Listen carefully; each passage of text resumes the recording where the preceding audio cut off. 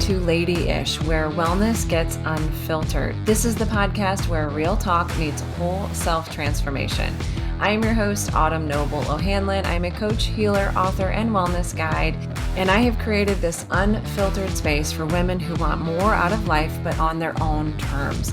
Every week, we will dive into the messy, beautiful, and often contradictory layers of wellness, covering everything from career shifts and body image to energy healing, intuitive living, fitness, burnout recovery, and creating change that actually sticks. Whether you're chasing a new chapter, healing old wounds, or just trying to reconnect with yourself in a loud, overwhelming world, Lady-ish is here to support your evolution. You can expect honest conversations, coaching wisdom, holistic tools, spiritual insights, and permission to be a little bit of everything and nothing that you're not. Because wellness isn't one size fits all, and neither are you.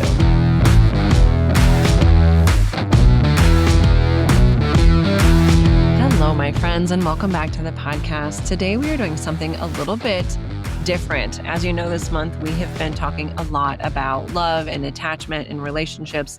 And one of the topics that's always kind of dancing in the background is boundaries.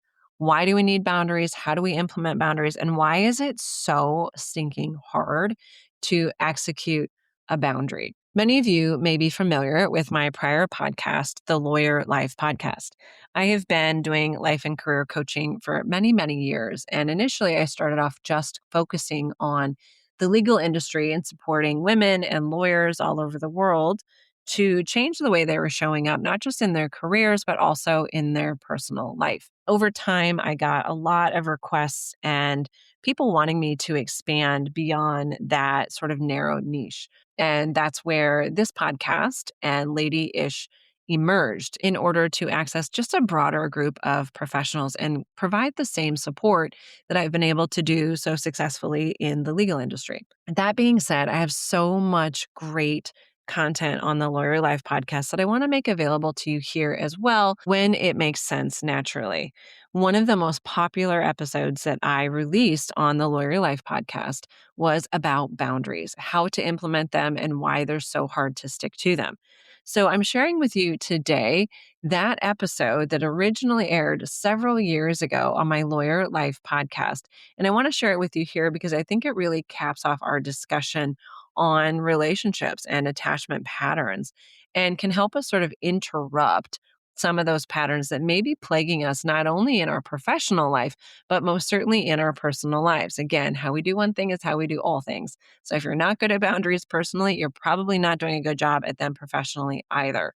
So while this podcast was initially written for lawyers, I think you will find that the information, the tools, and the guidance provided in this episode is really, really helpful, regardless of the type of industry you're in and regardless of where you are struggling to implement boundaries.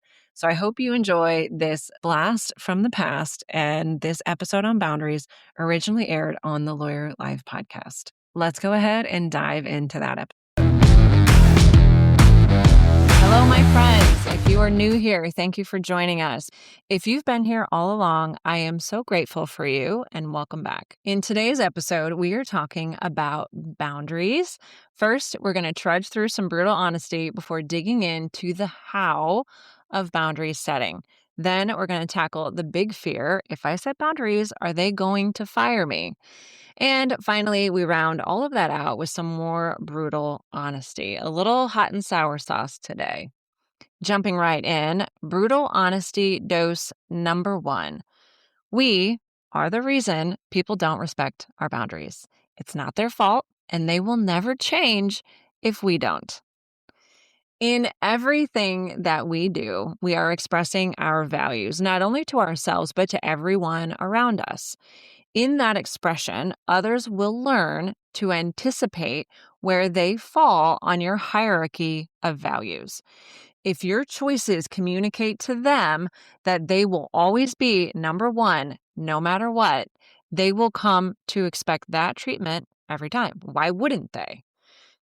When you get that phone call late at night, you are choosing to value it more than the time at home that you may be spending with your family.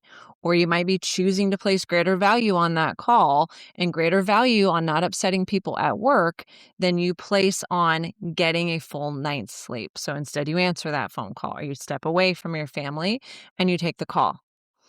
You are always making choices where to spend your energy and how to direct your attention. When we fail to set boundaries, we are communicating to others that we will always choose them first. Your job is not robbing you of the balance that you seek.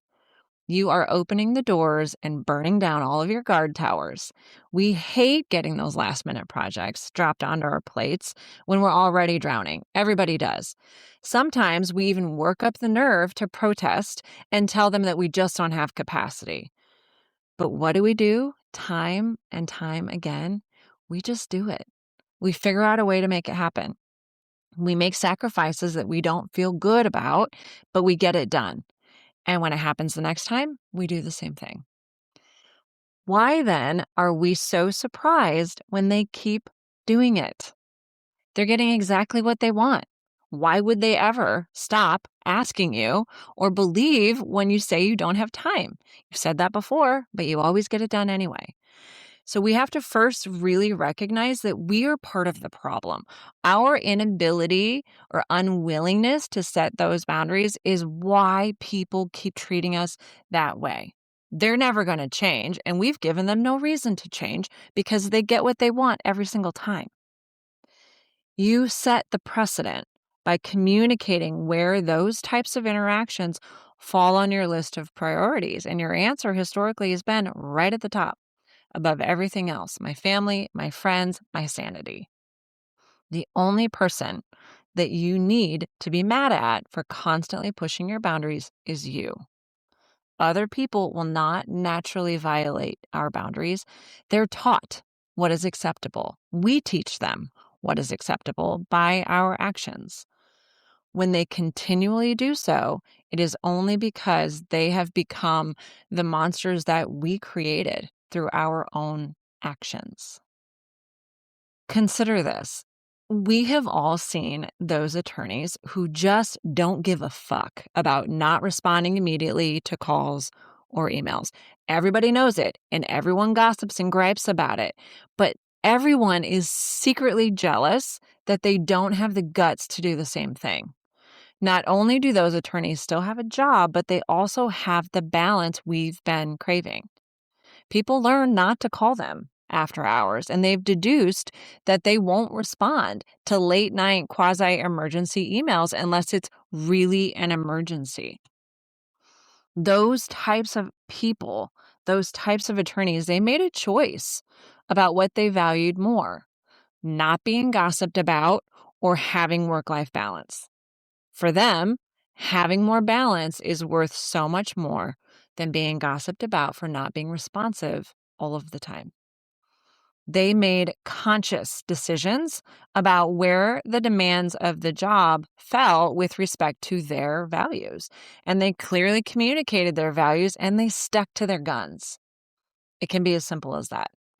You do not have to respond to every email just because you saw it and just because someone else decided to tack on that little red emergency sign to the email. We can develop the art of cultivating our email and only responding to true emergencies after hours. We're not ER doctors. There's rarely those kinds of emergencies, but people get used to you treating them and honoring them in that way. Because after all, humans are creatures of habit. If we allow others to call on us at all hours of the night, they will continue to do so if it yields the results that they want. And they will stop if it doesn't get them the results that they want. You are not a victim to others. You're only a victim to your own choices. And luckily for all of us, we can start making better choices, choices that are more in tune with our values. Thus, we can choose instead to set some boundaries, and here's how we do this. First, let me say, boundaries themselves, they're not that hard. We can simply say no as a means to protect our time, our energy, our true priorities, whatever it may be. Say no for whatever reason resonates with you. And then, if we choose, we can offer some clarity around what we will do if the other person does not respect that answer of no.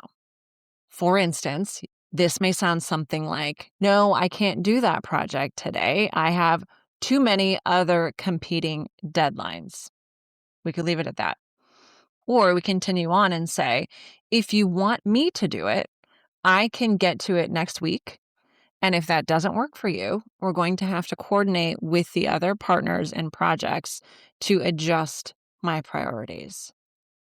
It's pretty simple. It's pretty straightforward.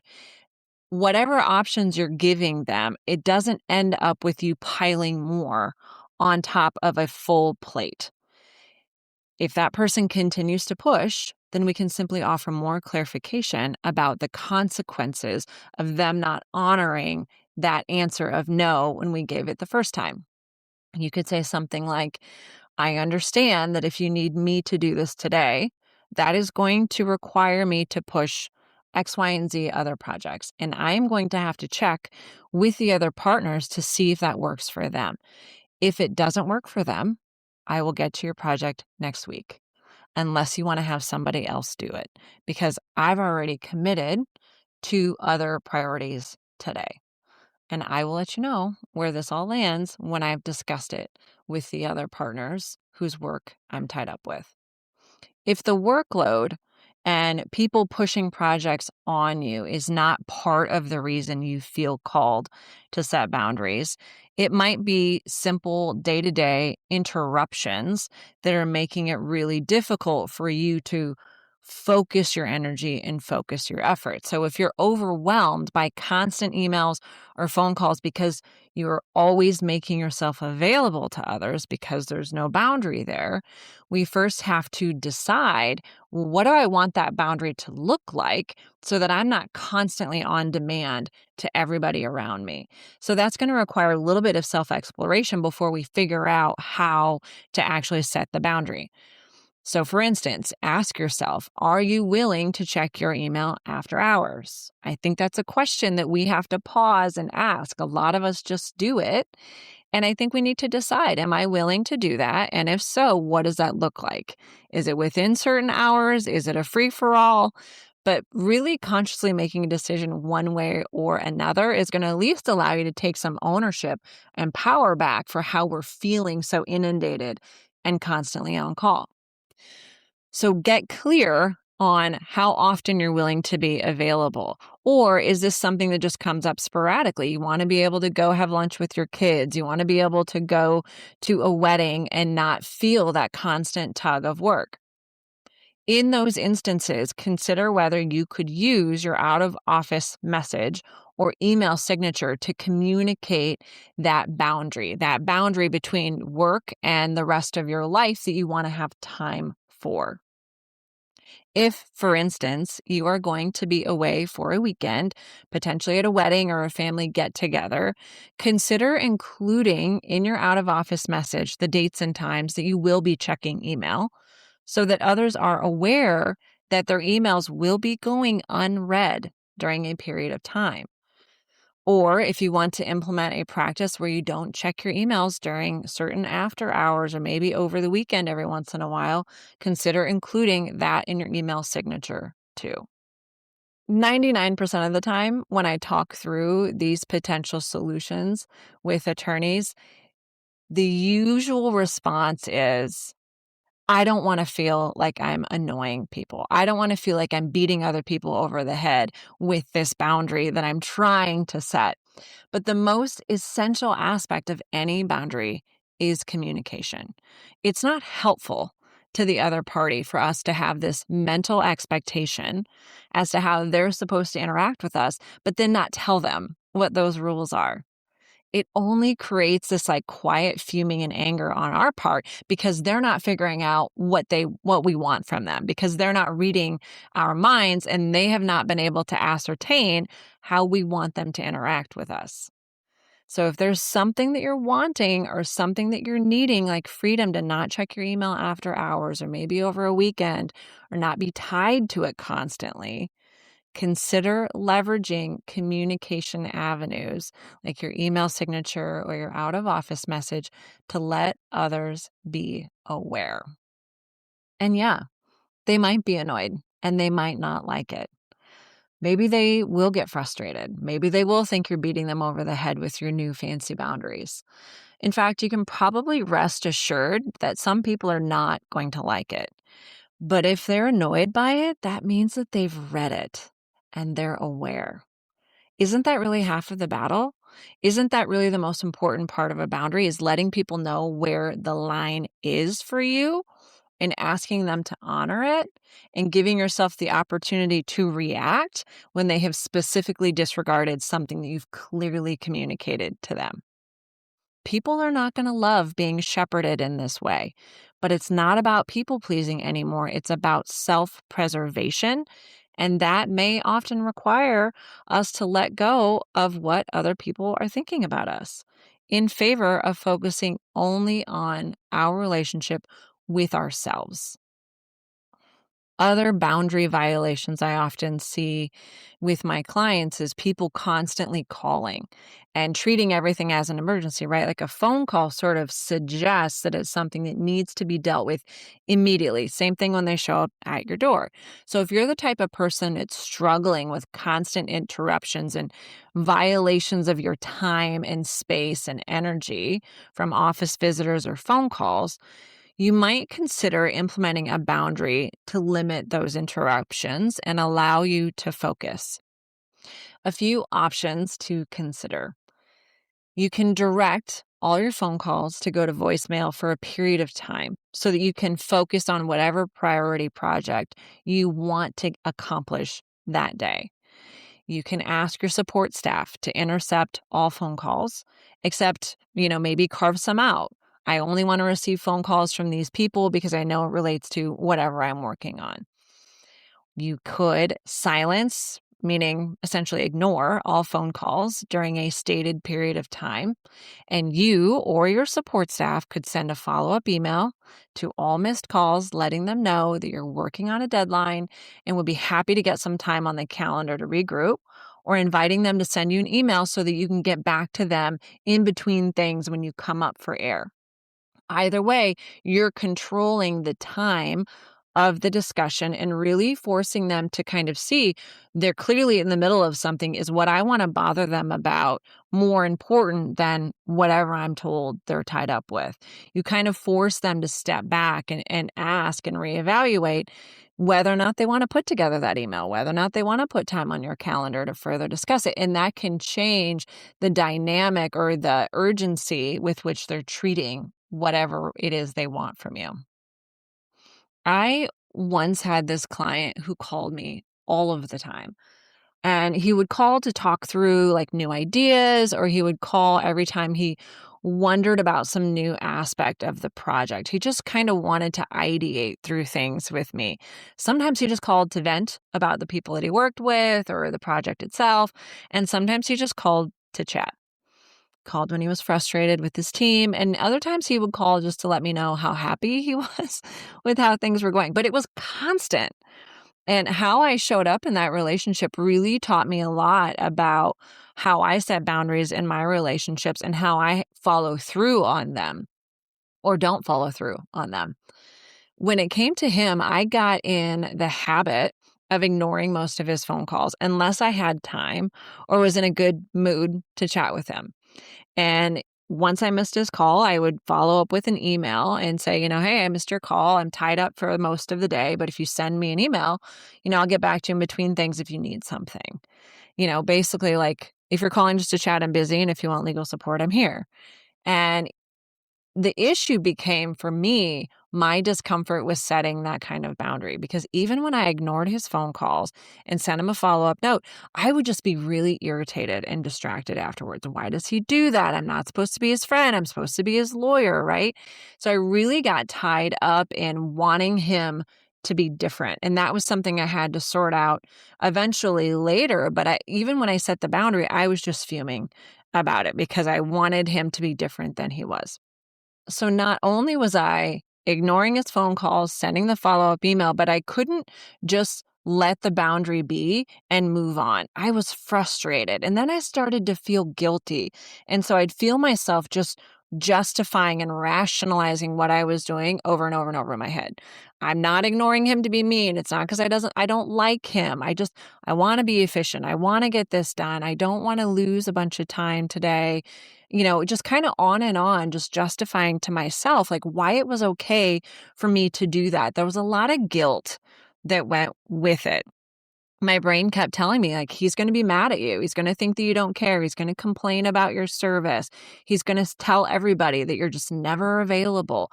All of these things, these guilt and kind of self-judgments went around and around. And so one day I kind of gave in to those nagging thoughts and those crappy feelings. He called me, I declined it, and then he messaged me. And the message was something like, can you let me know when you've got 5 minutes. And immediately I could just feel myself getting frustrated. So I decided just to call him, like, forget it. I'm just going to call him and get this over with. So I called him, and I called him because I felt like I should, because I was feeling guilty. I didn't call him because I wanted to, and I didn't call him clearly because I was in a good headspace to talk to him. So he answered. I immediately regretted it because I could feel myself just starting to snark.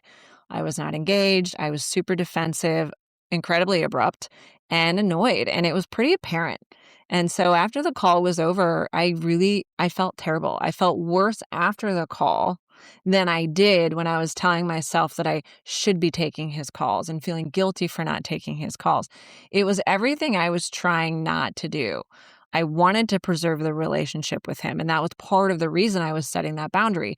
But when I let that people pleasing drive me to bulldoze my own boundary, I really set the relationship back.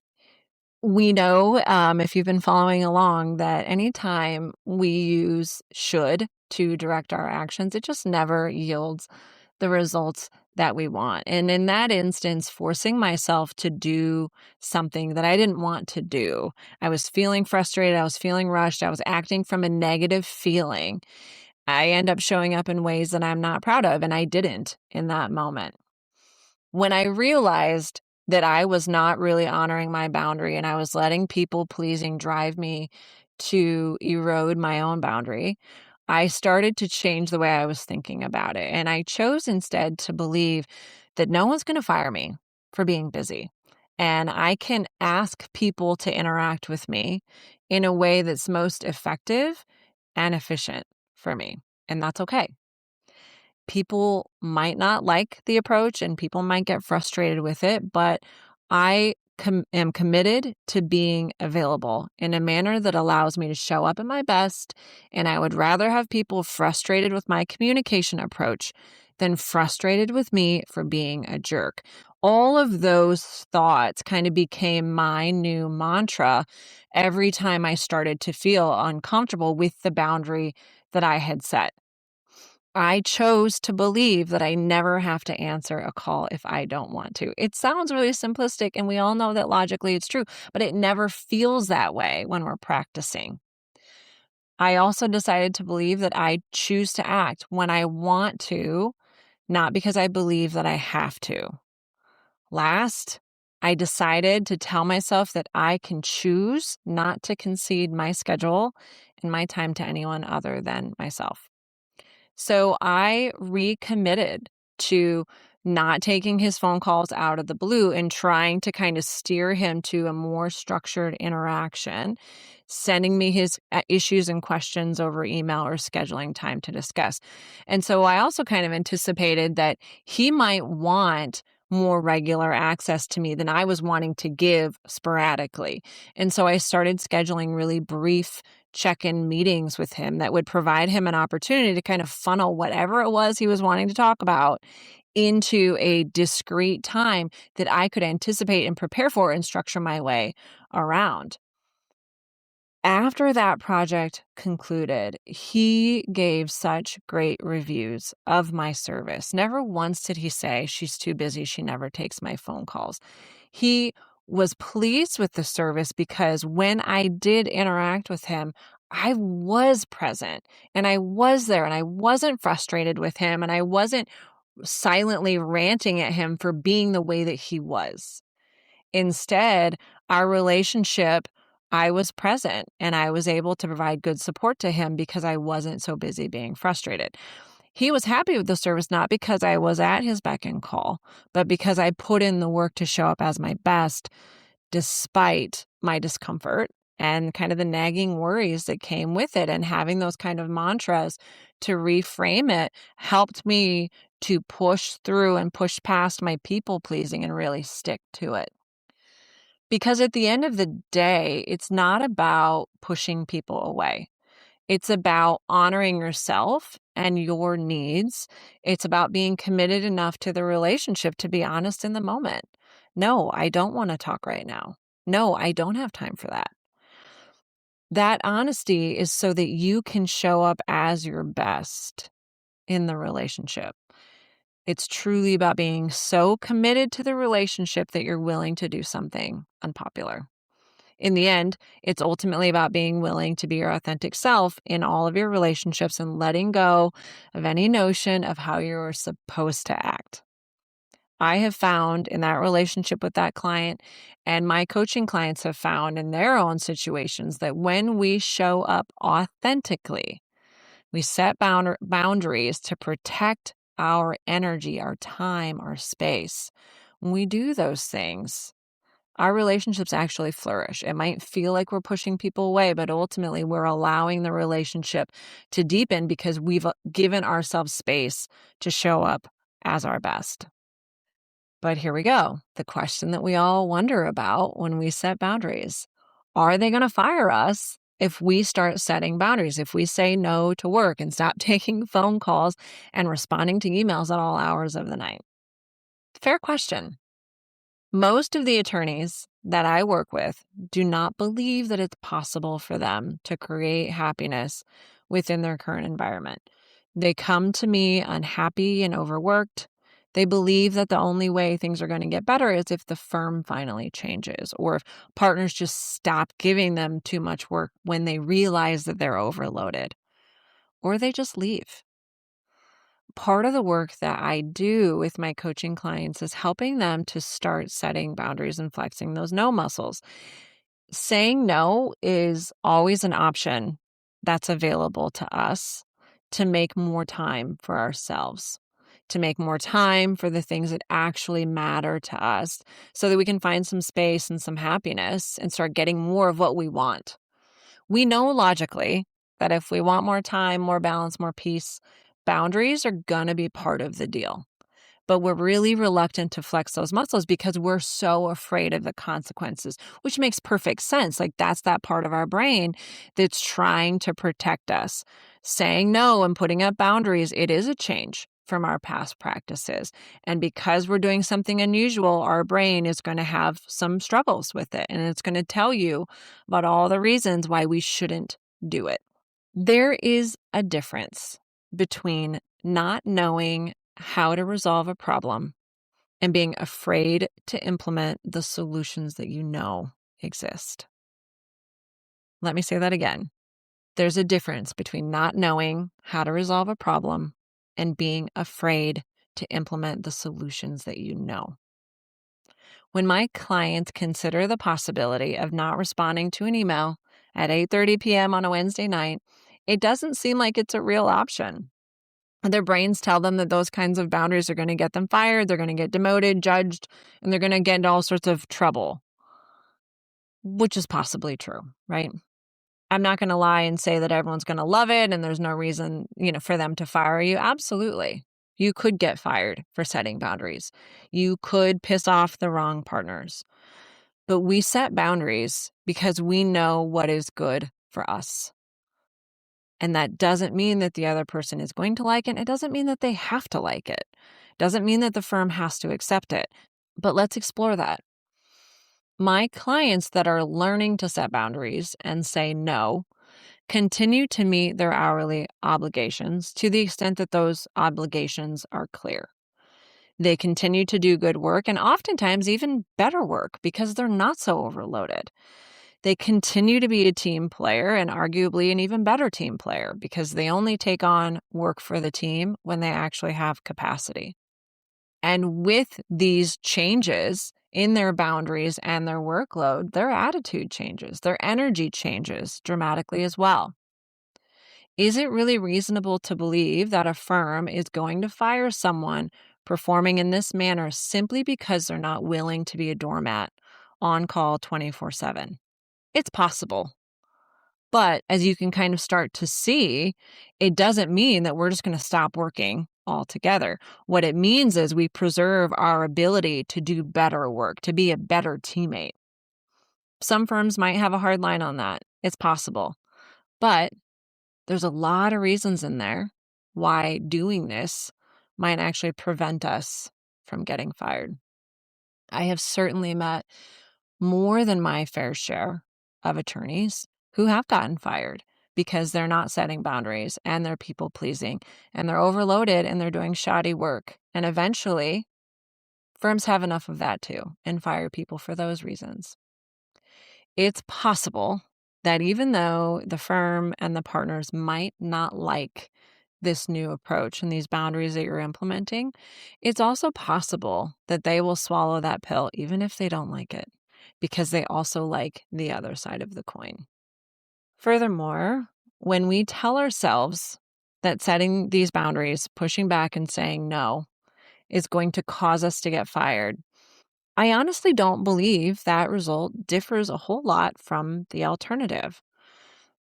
I work with attorneys every day, all day long. Attorneys who are burnt out and unhappy, attorneys who have implemented the rage quit, and attorneys who are sort of tap dancing on the edge of it. What I submit is this. If we continue the path that we have historically been on, where we ignore our boundaries and forget how to say no, the ultimate result is typically that we leave or we get fired. We leave burnt out, unhappy, and disillusioned, believing that practicing law is just not right for us. Or we get fired because our work product suffers, because our ability to be a good teammate suffers. That path may take several years to trek, but ultimately, the lack of boundaries ends with a sad exit, voluntarily or involuntarily.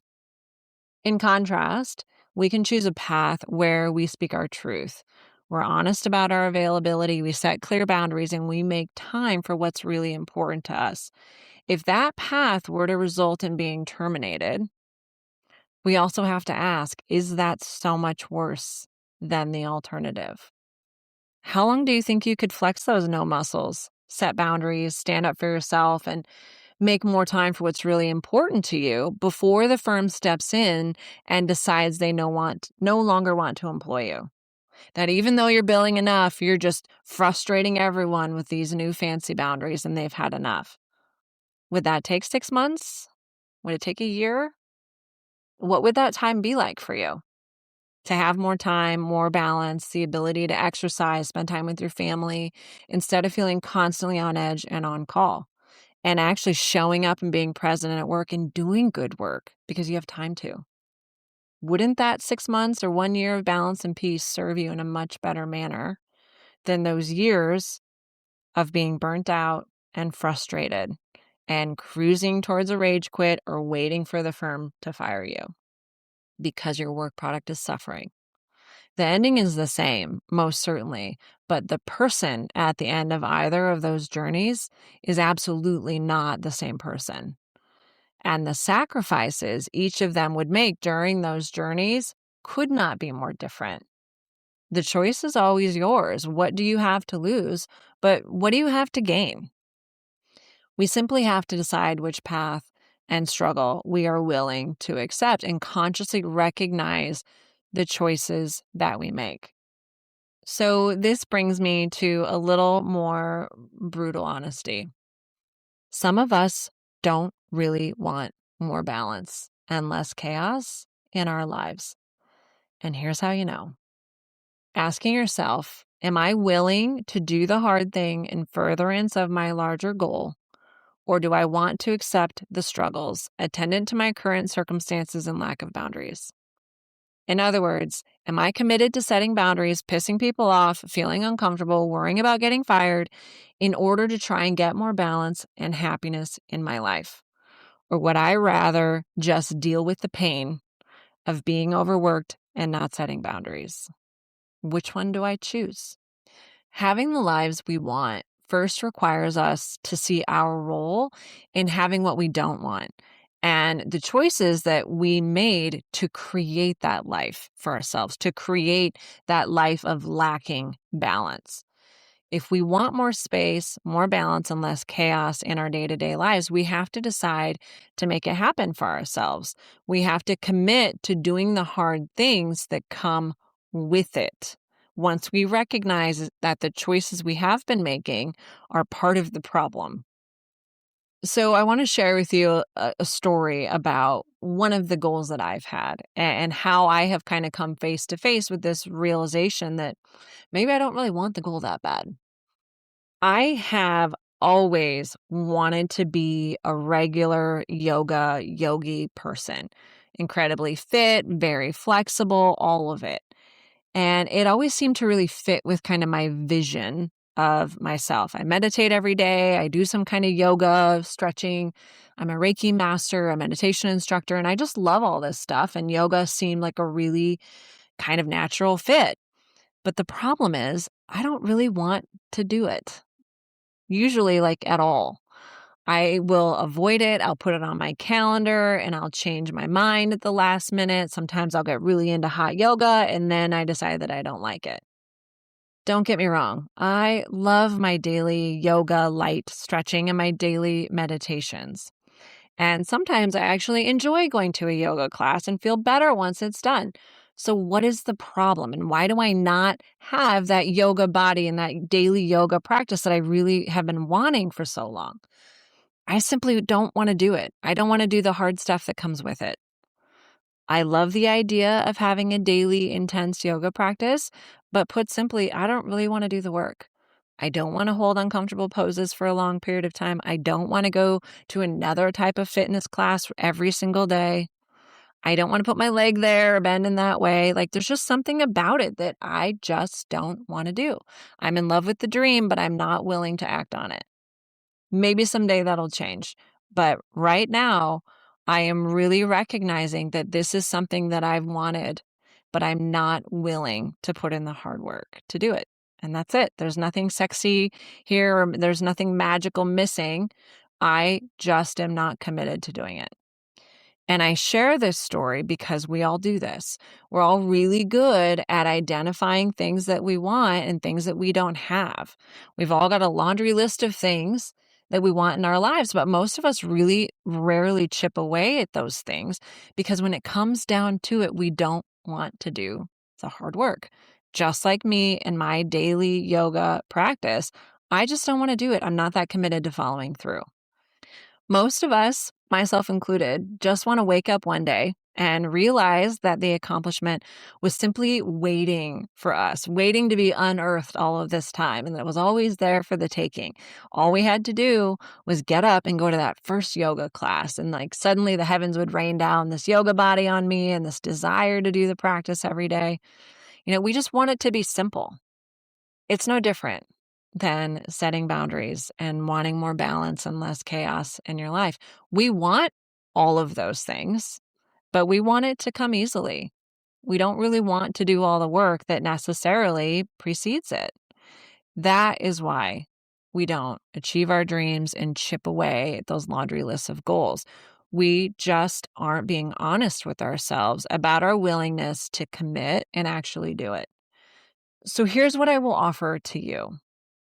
If you think you want to have better boundaries at work or in your personal life, decide whether you really want it badly enough to go through all of the discomforts that will come with acting on it. If the answer is, I don't really want to go through all of that, then let it go. Don't continue to long after it and lament you're lacking or blame the job or the boss or the work on you not having it. Rather than committing to do the hard thing, so many of us just resign ourselves to being a victim to our circumstances, as if others were just blessed with the ability to do all these things that we just can't do. So we live our lives with this kind of laundry list of wants and wishes. And we tell ourselves, if I only had more time or more money or innate ability, or if only I was stronger, and so on and so forth. But the truth is, it's not our misfortune that we don't have these things. It's our unwillingness to do the damn thing. So if you want something to be different, but you aren't willing to change yourself to create it, what I offer to you is to simply own it.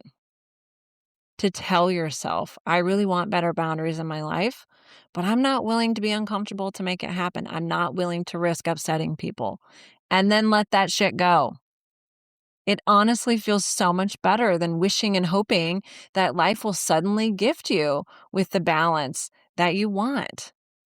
And it certainly feels better than blaming everyone around you, the job and the work, for you not having it. If it's not something that you're willing to do the hard work for, let it go. Let it go, honor that, and move on with your life. That alone is freeing, and the choice is always yours. That's all for this week, my friends. Please let me know if you are enjoying this content by leaving me a review or a rating on your podcast listening platform. I would greatly appreciate it. Or send me an email if there are topics you want to hear on an upcoming episode. You can email me at autumn, AUTUMN, at theuncomfortabledream.com. Next week, we dig into overwhelm, the primary sign that you need more boundaries and less people-pleasing in your life. See you there, and until then, thanks for listening and thanks for telling your friends. If you are listening to this and you feel like at times your life and your days are at the mercy of others and you don't have any control, I urge you to reach out and schedule a free consultation with me. Those sentiments are a clear sign that you are not setting healthy boundaries in your life. And how we do one thing is how we do all things. If you aren't setting clear boundaries at work, I can guarantee you aren't doing it in your personal life either. Meet with me and let's get a strategy in place to set and execute better boundaries. You owe it to your sanity to at least try. First thing I do with all of my clients that work with me is to really cast the dream. What is it that you want? What's working? What's not working? From there, we can start planning and taking action to bring that dream closer and closer. And we dive into that righteous discomfort. It's not easy, but we plan and we strategize and we execute again and again and again until we get there. If that sounds like something that you need, check out the show notes for resources or to set up a free consultation with me and start taking that type of action that you need to create that life that you're truly wanting. If the information in this episode was helpful to you, be sure to check out the show notes to subscribe to our newsletter or sign up for that free coaching consult. The content that we discuss in this podcast is just the tip of the iceberg. We dig into so much more in coaching. If you are at all curious, be sure to reach out, check out those resources in the show notes, and let me know if there's anything I can support you with. You literally have nothing to lose.